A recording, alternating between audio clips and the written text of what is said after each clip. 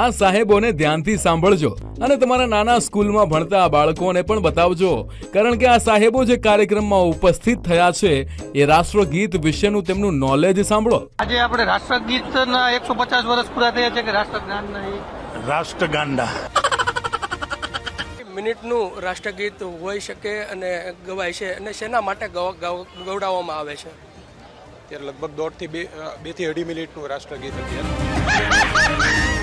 શું વાત કરો છો સાહેબ? 2 મિનિટનું રાષ્ટ્રગીત 2 વાર લૂપમાં કદાચ સાંભળી લીધું હશે અને હજુ ઊભા રહો. રાષ્ટ્રગાન વિશેનું નોલેજ તો સાંભળતા જાઓ.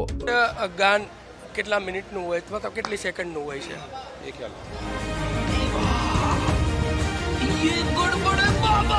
એ હા 1800 સોરી હા એવું કંઈક છે 1940માં એવું કંઈક છે કે 1800માં.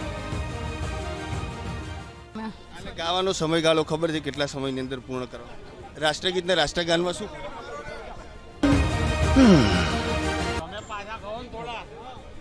ક્યારે આની રચના ક્યારે કરવામાં આવી, કયા વર્ષમાં? 1911.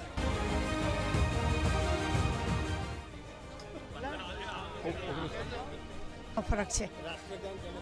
હા 1946 લગભગ.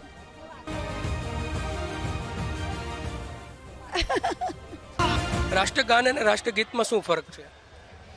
રાષ્ટ્રગાન અને રાષ્ટ્રગીત આપણે વંદે માતરમ જ્ઞાન કરતા હોઈએ છીએ, અને આપણે રાષ્ટ્રગીત જે જનગણ મન કરીએ છીએ એ બંને અલગ વસ્તુ છે. તો આજે જે મંત્રીમંડળ દ્વારા નિર્ણય લેવામાં આવ્યો છે કે આપણે જો બધી જ જગ્યાએ આ રાષ્ટ્રગાન એકસાથે કરીએ વંદે માતરમનું, તો લોકોમાં એક જાગૃતતા આવે.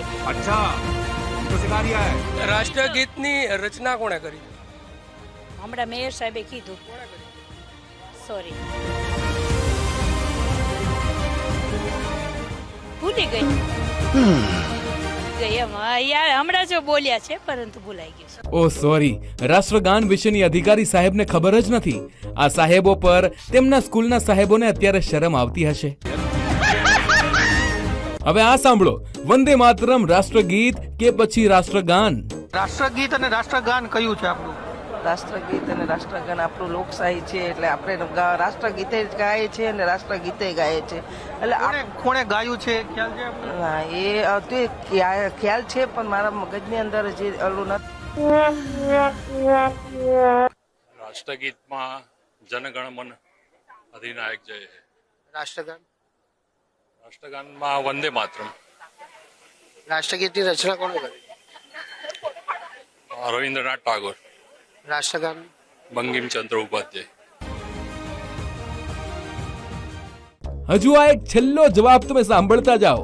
અમારા વડીલોએ બોલ લીધા પછી અમારે ના પ્રશ્નો કરવા ના હોય.